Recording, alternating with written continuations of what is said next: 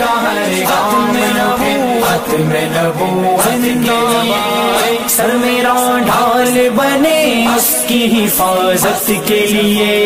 أحد من رجالكم ولكن رسول الله وخاتم النبيين. قال تعالى في مقام آخر: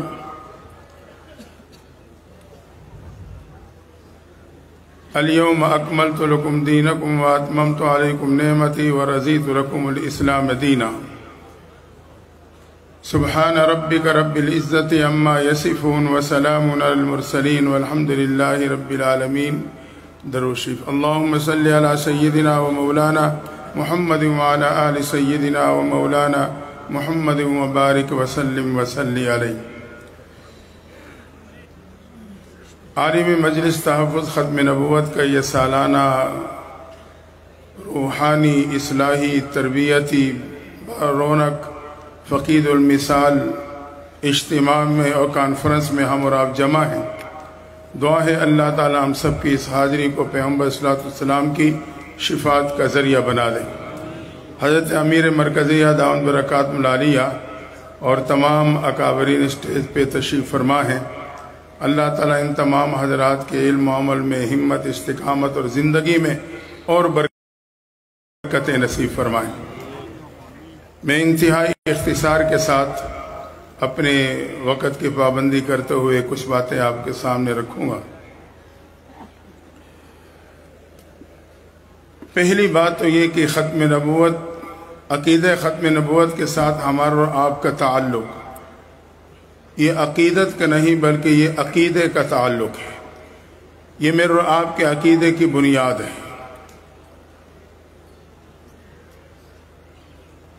اللہ نے حضرت آدم علیہ السلام سے نبوت کا سلسلہ شروع کیا اور پیغمبر علیہ السلام پہ مکمل فرما دیا. جیسے کہ رات کو آسمان کے تارے اور چاند اپنی روشنی سے کائنات کو روشن کرتے ہیں، لیکن جب صبح طلوع آفتاب ہوتا ہے تو یہ روشنی ہر اعتبار سے مکمل ہو جاتی.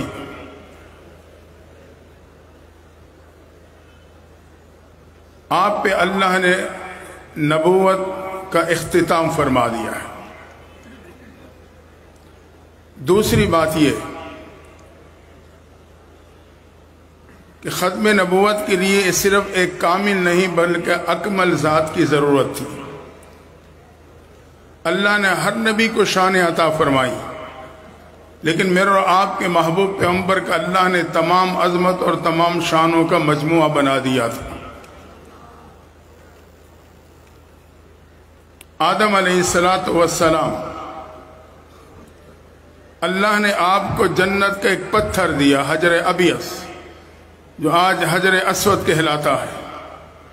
لیکن میرے اور آپ کے محبوب پیغمبر کی شان یہ ہے کہ اللہ نے جنت کا پتھر نہیں بلکہ روضۃ من ریاض الجنہ، پورے جنت کا ایک ٹکڑا آپ کو عطا کر ڈالا. آدم علیہ السلام کے موقع پہ اللہ نے حکم دیا اسجدوا لآدم، آدم کو سجدہ کرو، لیکن محبوب پیغمبر کی واری آئی. رب فرماتا ہے ان اللہ و ملائکتہ یصلون علی النبی، اللہ تعالیٰ خود اس عمل میں شامل ہو جاتے ہیں. یہ شان ہے میرے آپ کے نبی آخر الزمان خاتم النبیین صلی اللہ علیہ وسلم. ابراہیم علیہ السلام اللہ نے مقام ابراہیم دیا واتخذوا من مقام ابراہیم مصلی، لیکن جب میرے اور آپ کے محبوب پیغمبر کا مقام آتا ہے رب فرماتا ہے عسیٰ ان یبعثک ربک مقاما محمودا، میں آپ کو مقام محمود عطا کر دوں گا جو شفاعت کبریٰ کا مقام ہے.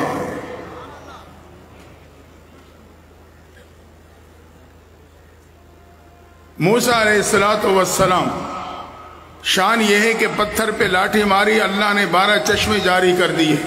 لیکن میرے اور آپ کے محبوب پیغمبر کو اللہ نے کیا مقام اور شان عطا فرمائی کہ اللہ نے آپ کے 5 انگلیوں مبارک سے پانی کے چشمے جاری کروا دیے تھے.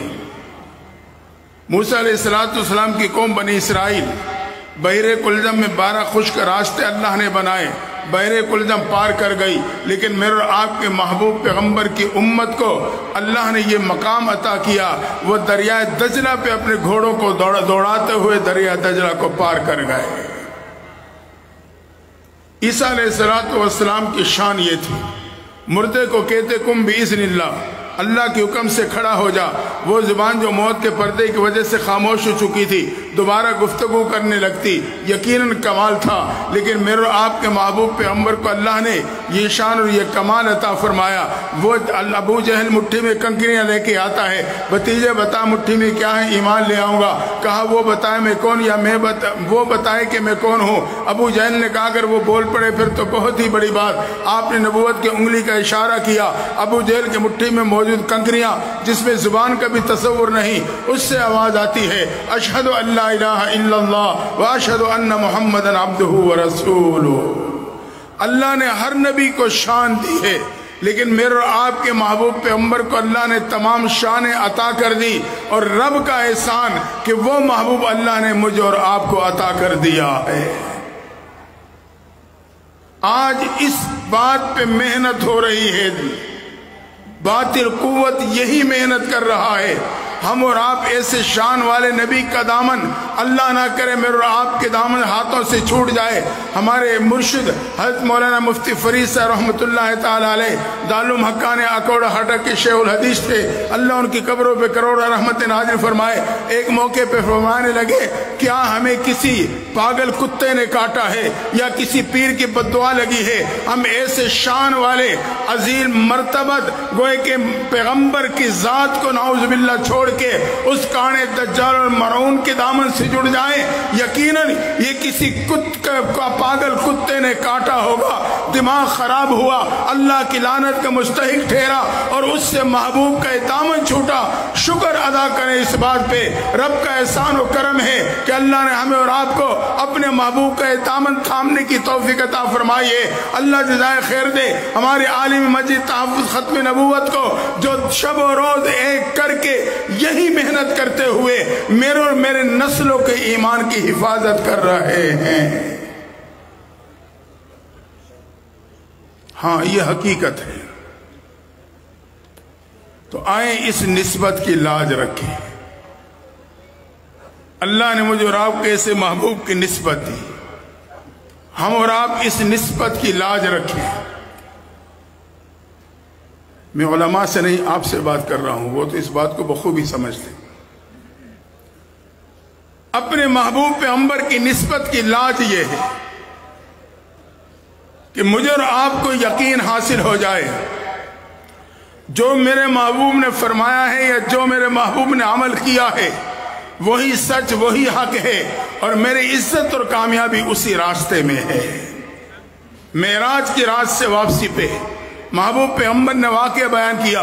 अबू जहल जो अपने कान लगाए फिरता था, बात उस तक पहुंची, वो फौरन घर से निकला, अबू बकर के दरवाजे पे दस्तक हुई, अबू बकर आए। अबू जहल कैसे आना हुआ? एक बात पूछने आया हूं। पूछो क्या बात है? ये बताओ अगर कोई शख्स ये दावा करे मैं रात के कुछ हिस्से में सातों आसमानों से होता हुआ जन्नत और जहन्नम को मुआयना करके वापस भी आ गया हूं, तस्लीम करोगे? अबू बकर ने दो जुमले इरशाद फरमाए। पहला जुमला ये था बज़ाहिर तो नामुमकिन है, यकीनन बज़ाहिर नामुमकिन था, यह असबाब के मातात मामला नहीं था।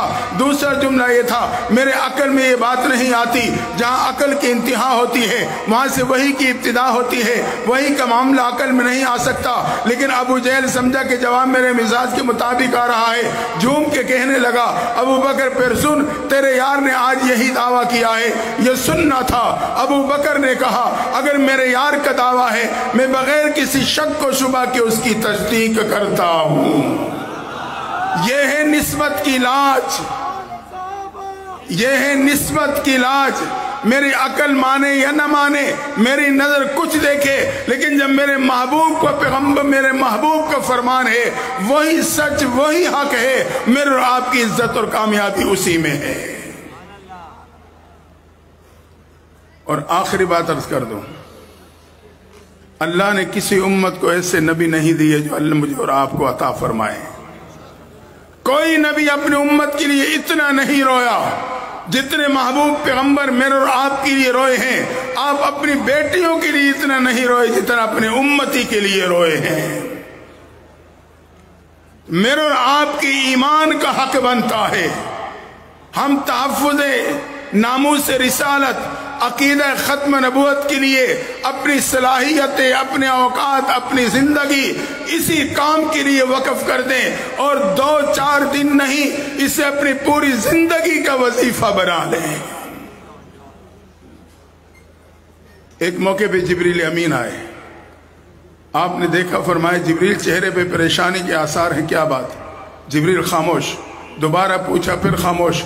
جانتے تھے کہ محبوب امت کے لیے کتنے حریص ہیں، بے قرار اور پریشان ہو جاتے ہیں۔ تیسری دفعہ پوچھا، جبریل وہ چہرہ لے کے نہیں آئے جو پہلے لے کے آتے تھے۔ اب جبریل امین نے لڑکھڑاتی زبان سے عرض کر دی، اللہ کے نبی صلی اللہ علیہ وسلم، آج اللہ نے مجھے آپ کے پاس بھیجنے سے پہلے جہنم کو معائنہ کروایا ہے۔ محبوب متوجہ ہو گئے، فرمایا جبریل بتاؤ جہنم میں کیا دیکھا اور کیا پایا؟ جبریل امین نے کہا، میں نے جہنم کو دیکھا، اللہ نے 7 حصوں پہ مشتمل کر رکھا ہے۔ سب سے نیچے والے حصے میں منافقین کو ڈال دیا، اس سے اوپر والے حصے میں مشرکین کو ڈال دیا، اس سے اوپر والے حصے میں آتش پرست، اور اس سے اوپر والے حصے میں سورج کو پوجنے والوں کو ڈال دیا ہے۔ اس سے اوپر والے حصے میں میں نے عیسائیوں کو، یہودیوں کو پایا، اور اس سے اوپر والے حصے میں عیسائیوں کو پایا ہے۔ یہ کہا، جبریل خاموش ہو گئے۔ آپ نے فرمایا جبریل جواب مکمل نہیں ہوا، بتاؤ جہنم کے سب سے اوپر والے حصے میں کون ہے؟ جبریل امین نے کہا، محبوب جہنم کے سب سے آخری اوپر والے حصے میں اللہ نے آپ کے امت کے گناہگاروں کو ڈال دیا ہے۔ یہ سننا تھا۔ نبوت کے چہرے کا رنگ زرد ہو گیا، بے قرار اور پریشان ہوئے۔ جبریل امین تو چلے گئے، آپ حجرے کی خلوتوں کی طرف بڑھے، حجرے میں جا کے رب کے در پہ جھکے، یا رب امتی یا رب امتی کے صداؤں سے حجرے کی فضا گونج جاتی ہے۔ اللہ میرے امت کو جہنم سے بچا لینا، میرے امت کو جہنم کے ایندھن نہ بنانا۔ محبوب محب کے در پہ میرے اور آپ کے لیے رو رہے ہیں، حتیٰ کہ نماز کا وقت ہوا، حجرے سے نکلے، مصلی پہ تشریف لائے، نماز پڑھائی، جلدی سے حجرے کی خلوتوں میں چلے گئے۔ صحابہ نزاکت کو سمجھ نہ سکے، سوچنے لگے، پہلے نماز کے بعد تشریف رکھتے تھے، ہم آپ کے چہرے انور کا دیدار کیا کرتے تھے، آج کوئی اہم معاملہ ہوگا، نبوت جلدی میں ہوگی، اس لیے حجرے میں چلے گئے۔ آپ حجرے میں جا کے رب کے در پہ جھک کے میرے اور آپ کے لیے رونے لگے، حتیٰ کہ دوسری نماز کا وقت ہوا، مصلی پہ تشریف لائے، نماز پڑھائی، حجرے کی خلوتوں میں چلے گئے۔ اب صحابہ سوچنے میں مجبور، لگتا ہے نبوت بے قرار اور پریشان ہے۔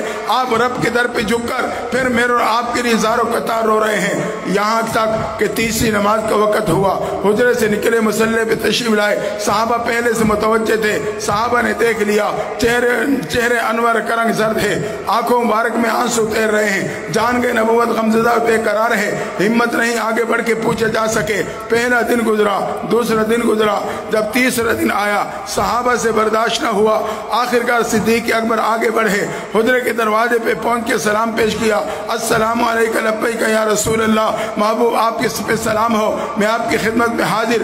مقصد یہ تھا اندر جانے کی اجازت مل جائے گی، میں نبوت سے پریشانی کی وجہ معلوم کر سکوں گا، لیکن وہ صدیق اکبر حجرے پہ کھڑے انتظار کرتے رہے۔ کون صدیق؟ جس نے صحابہ کی جھرمٹ میں زبان نبوت سے جنت کی بشارتیں سنی۔ ایک موقع پہ صحابہ کا مجمع ہے، محبوب پیغمبر نے اچانک سوال کر دیا، صحابہ یہ بتاؤ تمہارے میں آج کون روزے کی حالت میں ہے؟ مجمع خاموش ہے، صدیق اکبر کھڑے ہو گئے، محبوب روزے کی حالت میں۔ آپ نے دوسرا سوال کیا، صحابہ کون ہے جو بیمار کی بیمار پرسی کر کے چلا ہو؟ مجمع خاموش، صدیق اکبر کھڑے، محبوب بیمار کی بیمار پرسی کر کے چلا۔ تیسرا سوال کیا، صحابہ کون ہے جو ضرورت مند کی ضرورت پوری کر کے آیا ہو؟ مجمع پہ سکتہ تاری، صرف صدیق اکبر کھڑے۔ چوتھا سوال کیا، صحابہ کون ہے جو جنازے میں شریک ہو کے آیا ہو؟ نکاح نبوت نے وہی منظر دیکھا، مجمع خاموش، تن تنہا صدیق اکبر کھڑے ہیں۔ اب آپ نے فرمایا، میرے صحابہ، مجھے اس ذات کی قسم جس کے قبضے قدرت میں میری جان ہے، جس میں یہ چاروں صفات موجود ہیں، میں محمد اسے جنت کی ضمانت دیتا ہوں۔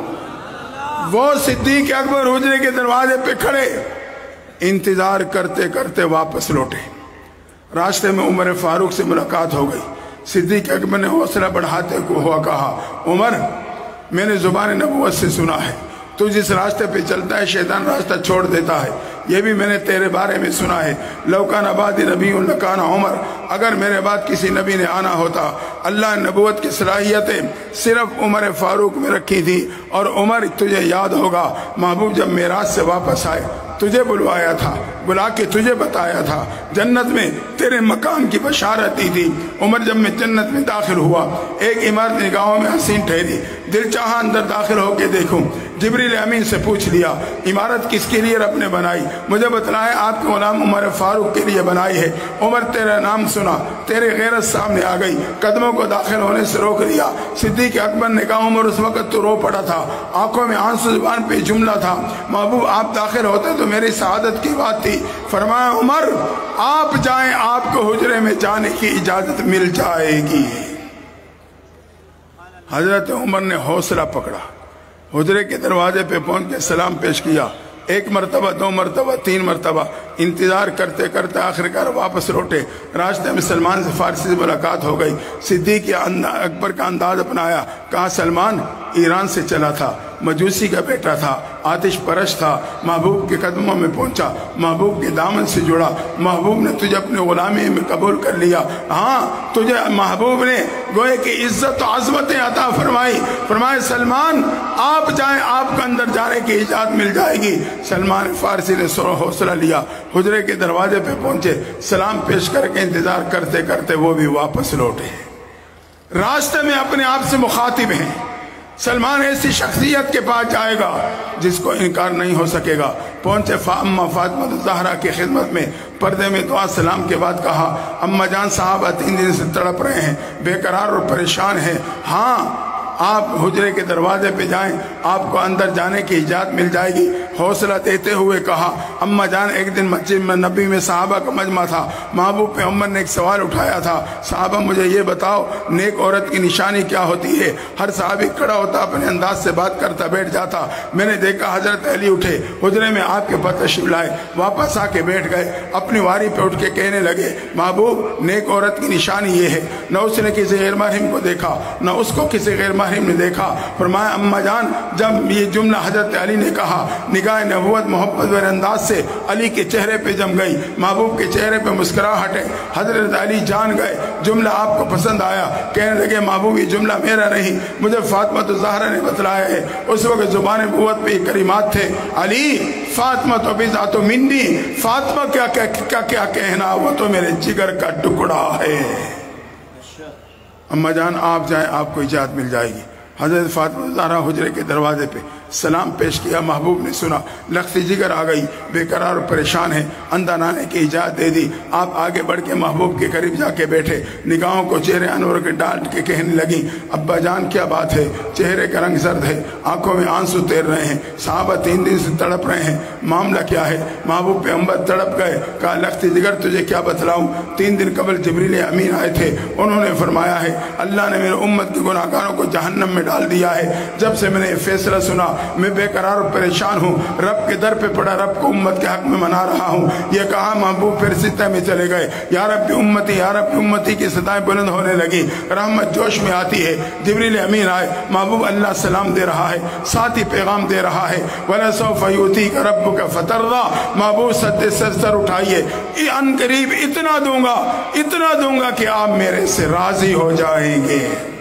یہ کہا جبریل چلے گئے، آپ نے سجدے سے سر مبارک اٹھایا، لخت جگر کی طرف متوجہ ہوئے، فرمایا فاطمہ مبارک ہو، اللہ نے مہربانی کا معاملہ فرما دیا، اللہ نے میرے سے وعدہ کر لیا ہے میں قیامت کے دن اتنا دوں گا کہ آپ راضی ہو جائیں گے۔ فاطمہ گواہ ہو جانا میں اللہ سے اس وقت تک راضی نہیں ہوں گا جب تک وہ میرے امت کے آخری فرد کو جنت میں داخل نہیں کر دے گا۔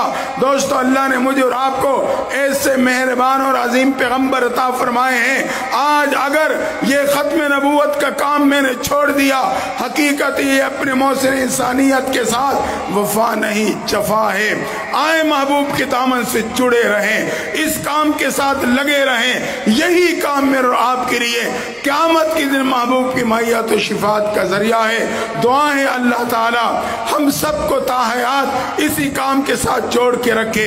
اللہ تعالی اس کانفرنس کو پوری دنیا عالم اسلام میں اس عقیدے کے تحفظ کا ذریعہ بنا دے۔